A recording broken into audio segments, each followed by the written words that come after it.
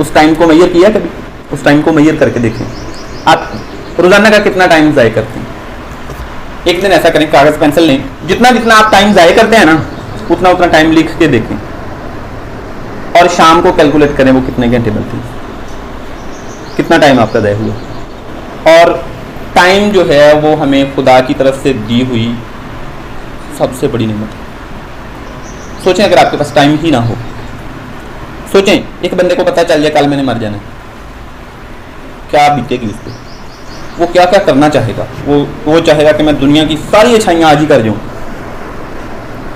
सारी नेकियां दुनिया की आज ही कर जाऊँ मैं, वो ये चाहेगा।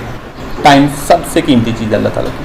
Time is equal to life and time is equal to money.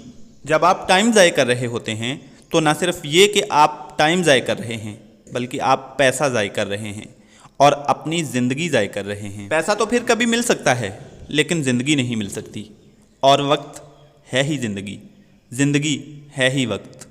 इसलिए टाइम का ख्याल रखें, टाइम मैनेजमेंट, टाइम टेबल बना के पढ़ें, वक्त की कदर करें, इसको अहम जानें। जिस तरह हम पैसों को अहम जानते हैं ना, 10 रुपये हमारे को उठा ले कैसे हम चीखते हैं, तो टाइम हम कितना ही ज़ाय कर रहे हैं, अब कितना टाइम ज़ाय कर रहे हैं रोज़, उस पर हमें कोई अफसोस नहीं होता।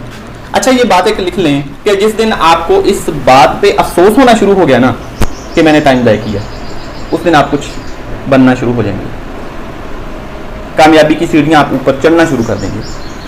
जिस दिन आपको ये एहसास होना शुरू हो गया ये मेरा जो 1 घंटा ज़ाय हुआ है ना गलत हुआ है, ये मैंने जो पिछले दिन ज़ाय किए हैं ना, अफसोस गलत किया मैंने, ऐसा मुझे नहीं करना चाहिए था, ये अफसोस जिस दिन आपको होना शुरू हो गया आप कामयाब होना शुरू हो जाएंगे, समझ लो उसी दिन से। तो वक्त की कदर बहुत ज़रूरी है।